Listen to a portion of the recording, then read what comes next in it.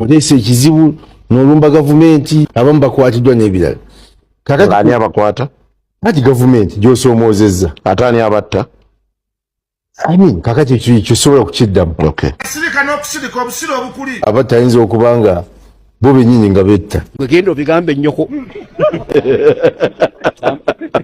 Kakati nno abo be bantu boolaba abali mu gavumenti nga bannayuganda bawambibwa, bannayuganda battibwa, bannayuganda batulugunyizibwa, bannayuganda bagobwa ku ttaka lyabwe, bannayuganda tebalina ddagala mu malwaliro, bannayuganda amasomero gali ku ttaka. Kaakati oyo y'omu ku baminisita abaliwo mu nsi Uganda ebigambo byayogera byebyo nga bw'obiwulidde tetujja kugamba nti oba tumuwaayirize oba tumuwande ebigambo mu kamwa akugambye nti abantu bonna abawambibwa ababuzibwawo kirabika abo abamu abafa betta bwessi wadde nga Museveni yavaayo n'akakasa ensi eno nti waliwo n'50 gavumenti bye yatugumbulako ennyininyini gavumenti mu biseera by'akalulu. Kakati ono akugambye nti betta bwessi kya nnaku nnyo. Nze Eke Master emabega w'omuzindalo kakati natudde okubuulira ebigambo bino osobola okubeera nga obitegeera. Olunaku leero olukeredde nga kimaze okweyoleka, kimaze okukakasa nti Bobi Wine si wa bulijjo. Bobi Wine muntu wa njawulo. Kakati ebigambo ogenda kubeera nga obiraba era byetwolekedde mu mukwano gwange ampuliza. Njagala omanyi tutambula ne Haji Miti kakati ng'ono musomi wa Dduwa Kkungwe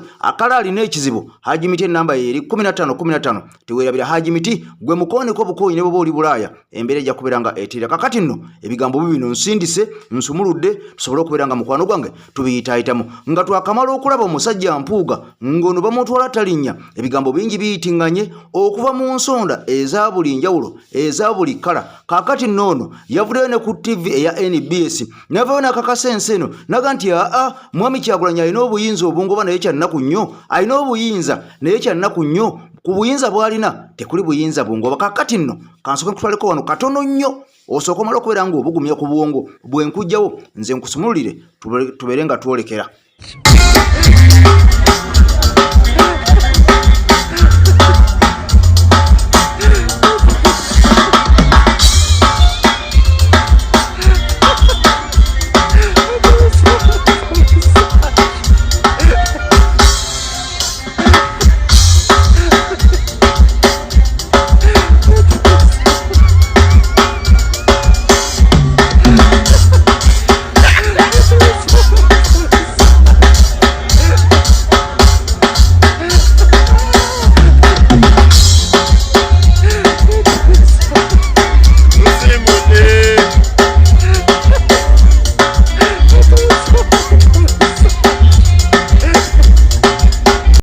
Ampuliriza nga tumaze okubeera nga tukyamukamu nkugambye buli ewali ekimyufu buli ewali ewa Nuupu essanyu libaawo. bw'owulira akayimba mu Bakagulane nga ka pulezidenti abantu bakyakala basanyuka. Kati wulira ebigambo bino bimaze okubeera nga bivaayo. Omusajja ono nga yakamala okubeera nga awuutanya ng'akuunyuuka obanga yeegabira obukadde 5 essente ez'Abannayuganda abawejjere abali wansi abali ku ndiri abatalina ddagala mu ddwaliro. Kakati nno paaliyamenti ono neevaayo neemuterawo akabega neemuterawo ekikono neemuterawo ekisenge neemukubirawo ekibaati okulabika nga bamulemesa mu paaliyamenti kuba komisona naye kya nnaku nnyo. Ono pulezidenti yakakasa nti aliyo ku lulwe taliyo ku lwa kibiina kya National Unity Platform aliyo ku lulwe ng'omuntu era y'ensonga lwaki yafuumuulwa ne ku badeputy pulezidenti bwa Uganda. Kakati nga amawulire ag'omunkubugano galaga gakakasa nti omukyala amanyiddwa nga Betty Nambooze Bakireke Madamu Teacher ow'emukono municipality yandifundikira nga yeewangulidde ogufa ogwo ogubaddemu mpuuga kalinsonyi. Ono omusajja ataswala omusajja omubbi w'ensimbi. Kakati nno omukyala amanyiddwa nga Madamu Teacher Nambooze yandibanga agenda kwewangulira ekigambo kino oba ekifo kino ekya deputy president mu Buganda. Njagala omanye nti bano bonna baali balinnya mu kimu n'empuuga wabula mpuuga kasa yakwata mu ntamu n'ajjamu ebifi nga tebabimugabidde. Ono n'asobola okubeera nga amwawukanako era kaakati bali kabwanango baayawukanira ddala era ne mu nkuŋŋaana zonna ezikuba pulezidenti waffe Kyagulanyi Ssentamu Mitembo ne gye buvuddeko wabeeredde mu paaliyamenti we yagenda okusinkana ababaka bonna n'okubeera nga batunulira mu mbalirira y'omwaka 2024-2025. Ampuliriza ku ludda nga oluvuganya obudde olwabula gavumenti. Ono omusajja masayansi empuuga 5 teyalabikako. Kaakati nno omukyala Betty Nambooze ayolekedde okubeera nga agenda kutuuzibwa mu kifo ekyo naye nga agenda kutuuzibwamu nga si permanent wabula ng'agira addukanya ekifo ekyo nga banoonya omuntu anaamusikira omutuufu anaatula mu kifo ekyo ow'enkalakkalira. Kaakati nno njagala ojjukire ku bigambo bino katono nnyo okumanya pulezidenti waffe Kyagulanyi Ssentamu Mitembo si wa bulijjo nga mwe bwe mumusuubira. Mwe mugenza okubeera nga mmanyi omusajja ono Masayansi Mpuuga ow'ebitaano nti akolera Mwami Museveni, kaakati ono nga yamutegeera dda era nga n'ebigambo yabyogera dda wadde ng'erinnya teyalifulumya era nga yakola dda n'oluyimba nga bwe mwaluulira olwa Nalumansi yalayimbira ddala ku musajja ono nga bw'alulunkanira ebinnyama nga kalooli. Kaakati nno n'ebigambo yamwogerako lwakuba temwamuwa budde n'agamba nti ba MPs bange bangi bakolera Museveni mubamanyi era n'abalala bangi abamukolera nga temubamanyi. Kaakati temubamanyi be yali ategeeza yono Mpuuga. Kaakati njagala owulire kagambo kano katono nnyo ate tuddeyo. Some of my MPs work with Museveni. Don't you know them? Don't you know that some of my MPs work with Museveni? You want me to mention them? Some you know them, some you don't know them. Yes. Some you know them, some you don't know them. Kaakati ono ng'akakasa nti some you know them, some you don't know them. Naye ng'ono yali akakasa olwedde bano abasajja yali abamanya dda kyova olaba nti ono bakugamba nena nnyini n'ava mu bigambo nze siri wa bulijjo. Kaakati abantu ne balowooza nti asaaga naye nga buli ekikolebwa nga bwe nakugamba nti bambega tubalinayo mu NRM bajjuddeyo nga n'abamu bakulu kyokka ng'ate batubegera amawulire. Kaakati nno okuzibiikiriza n'okuziyiza erinnya Mpuuga okubba ssente n'okubeera nga beekaza. Kaakati waliwo omusajja omulala ono nga Ssaababalizi w'ebitabo bya NRM oba bya gavumenti ampuliriza eyawumuziddwa. Kaakati ono nga naye agenda kubeera ng'aweebwa ssente okulaga nti n'eza Mpuuga ze yabwebwa mbu zaali mu mateeka. Kaakati ekividdeko omusajja ono okubeera ng'agudde mu bintu. Ono tagenda kukoma ku mmotoka yokka amina ku ssente zokka, agenda kuweebwa ssente, agenda kuweebwa emmotoka kyokka ng'agenda kusigala ng'aweebwa n'omusaala ogufaanagana n'ono eyamuddidde mu bigere gwafuna. Njagala owulire ebigambo bino. Omuntu awummudde naye omusaala gwe bagenda okubeera nga bamuwa buli mwezi agenda kubeera ng'afuna ssente ez'enkanakana n'amuddidde mu woofiisi kyokka nga takomye ku ezo agenda kubeera ng'aweebwa ne ssente mbwe ez'okulabirira emmotoka miliyoni ezikwata mu bbiri namba eza buli mwezi. Kaakati yo nsimbi ya muwa musolo okugezaako okuzibiikiriza nti n'Empuuga bamuwa ssente mu butuufu. Kaakati ezoono baziyisizza mu paaliyamenti wadde ng'omukulu amayiddwa nga Honorable Joel Ssenyonyi ow'ekitiibwa ennyo ono nga yakulya oludda oluvuganya gavumenti mu paaliyamenti yagazazaako okusimba ekkuli n'asimba ne Nakakongo ku nsonga eno. Kaakati nna munnange ensonga yayise kubanga tumanyi nti ebya NRM bwe banga byakuyita babikola kifuba nfuba mafu ne babiyisawo wadde mubyagadde wadde temubyagadde. Kati njagala owulire omusajja ono ayagudde mu bintu kyokka ng'awummudde buwummuzi naye ng'ekisinga okubeera nga kikwenyamiza ssente zagenda okubeera ng'afuna ng'awummudde ate zisinga n'ezoono ali mu woofiisi ali mu kuweereza eggwanga. Kya nnaku nnyo ffenna twekabiri. Ssaabasajja Kabaka awangaale. Palamenti yammwe Palamenti egenze maaso n'okuba nti ekola approval bakoze kye bayinza okuyita okay, bawadde green light ne bagamba nti naye tumuwe. Waliwo service award endala. Service award kitegeeza nti wakola weebale tukusiimye genda buwummula bulungi bambi baana tebaya doodo tukuba empale ebiraka yadde ng'omulimu ovuddeko kye bayita service award. Kati Palamenti atuuliriza eya Uganda yamaliriza dda okukkiriza wabeerewo service award endala yabukadde 500 500 millions zigenda genda eri abadde mubalirizi w'ebitabo bya gavumenti bamuyita John Muwanga. Palamenti egambye nti why kino ffe twakitandika bagenda kumuwa obukadde 5 obukadde 5. Motion eno yaleeteddwa State Minister owa Finance Henry Musasizi yagambye nti ku bukadde 15 Retired Auditor General John Muwanga zagenda okufuna bagenda kumuwa okusooka obukadde 5 eyo service award bagimuwa omulundi gumu ne bategeeza nti era ono bagenda kumuwa a lifetime monthly salary. Owe uwi eno Palamenti egabanga jjenje eno gavumenti Palamenti ani agabye zino kambi kuwenga webiri batulaze nti John Muwanga ng'ogyeko obukadde 5 zibagenda omuwa Retired Auditor General bagenda kumuwa a lifetime monthly salary.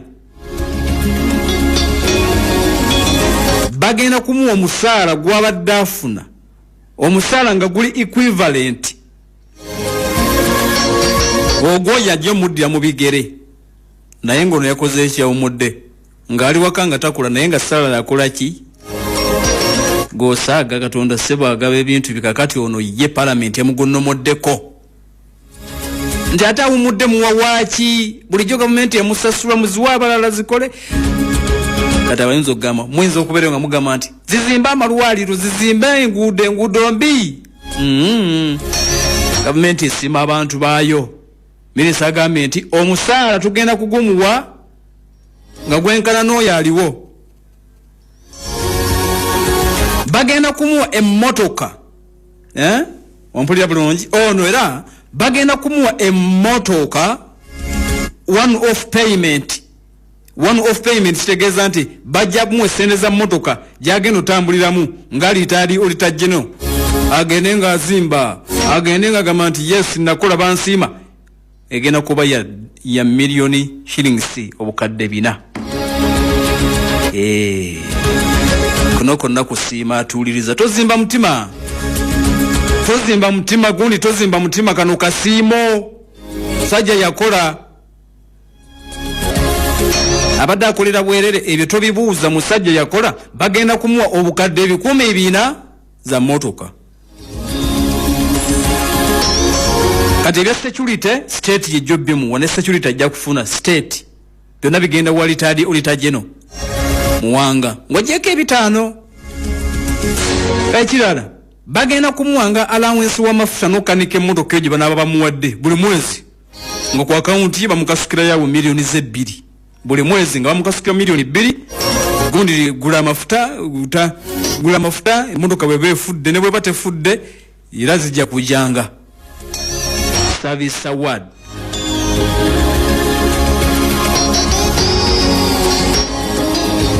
kakati jjukira nti emabegako omuntu ayinza okwebuuza nti emabega era bibaddewo ba auditor general babadde bafuna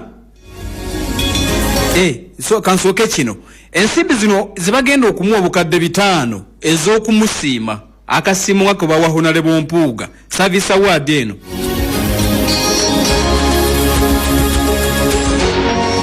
tezigenda kugenda ku bantu balala bonna okujjako ye ntegeera bulungi biri byenkubulidde biweebwa ba auditor general bonna abaliwummula babifuna okujjako zino 5 ako kasiimo kasaliddwawo obusalwa tekitegeeza nti anaddaka n'akafuna zo baziwadde ye ng'omuntu kyokka nga mu proposal kyali nti baali beetaaga kumuwa biliyoni namba baali baagala okumuwa biliyoni namba kakati bino bwombuuza nti ensimbi zino zibaddewo nedda mu kyebayita auditor general's retirement benefits ezirambikiddwa mu mateeka service award eno tebaddeemu ebadde teriimu wabula waliwo ennongosereza yakolebwa amendment ne bateekamu ensimbi biliyoni namba era yali mubaka wa Budadiri West Nathan Nandalama Fabi yaleeta amendment eno nti bakyuseemu omukulu yaddenga mu gavumenti byalina omuwanga avuddeko temuliimu ssente katumuwe biliyoni namba kitegeeza nti yali nnongosereza just yaleeta ssente zino Mafaabi Nandala n'agamba tumuwe biliyoni era okusinziira ku kuwoza kwa Mafaabi agamba nti omukulu ono eggwanga lisavinze n'akamala emyaka 20 tomuwuliddeko nti mu handshake simanya bulankanya ssente zino tumusiime kati bagenda okubigayagayaamu nagamba nti ebyaddala zigenda kubeera nyingi katumuwe obukadde 5 minisita n'agamba nti agenda kuwa 5 Henry Musasizi mu kifo kya biliyoni Muveno ababaka okuli Jonathan Odu, Betty Ethel Narima, Wilson Kajenge ne Anthony Okol bajiwagira kuliko Wanup ye Ethel Narima Betty owe omuyiwako omukyalo wa district ye Wakiso yawagira n'agamba nti azitwale kyokka akuli uduvuganya gavumenti mu parliament Joel Sonyonyi nti yagezezzaako nnyo okulaba nga ensimbi zino tezisibwa era nga yabadde omu ku babadde bawakanya move eno naye tiyabadde successful ye ng'agamba nti it is wrong omuntu okunegotiatinga individual service awards nga tewali formula eteekeddwawo. Joel Sonyonyi byonna byagenze maaso n'okuba nti atuuliriza yagezezzaako yabadde akootakoota mu gaalumonde yadde nga proposal yabadde yakumuwa biliyoni ya ssente ng'akasiimo. Abakulu bakomekkereza akasiimo bakatemye bagenda kumuwa akasiimo ka obukadde 15,000 n'ebirala byogeze maaso n'okuba nti owulidde. Kale no palamenti mu kaseera kano njagala okutegeeza nti ekyo nakyo yamazidde okuba nti ekimaliriza nga bwe yawa omukulu oli obukadde 5 ng'emusiima olw'okubeera leader of opposition emyaka 2 olwo no bamusiimidde emyaka 20. Bagamba emyaka 20 akoze nnyo katumuwe obukadde 5. Oli bamusiima emyaka 2 okoze nnyo nga leader of opposition katukuwa obukadde 5. Ndowooza binaabanga 5 naye ng'embeera bwetu bwegenda maaso n'okwakirana nti tambula palamenti bwetyo ezzeemu n'emansa omusimbi eyali Auditor General bamusimbudde obukadde 5. Ajimiti omusomi w'ekitabo era omusomi w'edduwa nkozesa kyoto kino ekyoto kino kiba kitagombolola lwaleero ku kyoto kuno kunyambira abantu bange buli muntu yenna alina ekizibu kye ojja ku kyoto kino n'osulawo akabaani naye nkusabira buli alina ekizibu naddala mu abali e Bulaaya nompereza amannya naye nga sula mu kyoto kino naye nkusombera edduwa naye nkujjako ebizibu n'ebiba bikusumbuye walemererwa mirimu ki ddala mu abali e Bulaaya abali mu nsi muno mu Uganda abalemeddwa okufuna visa nantegeeza eri abaana Adamu nkozesa nkofu ku kyoto kuno namala okusindika enkofu eyo negenda ebanja amabanja ge bakubanjiza gonna gwe yalimu okufuna okuweebwa Ajimiti nkozesa amazzi ku nnyanja kuno kumulengera ku mazzi wano Ajimiti nga bwe nnyimidde olwaleero ng'okumasira abaana Adamu bompereza ebiwandiiko byonna bye bompeereza ng'oli e Bulaaya mbikwata n'embizinga ne muwandiika kapapula n'embisula mu nnyanja n'ensaba Allah gwe nsinza asumulule ebyo byeba bikulemeredde awa visa agifuna alemedde ofuna omusajja omulungi amufuna nsangibwa ku nnamba 07528771515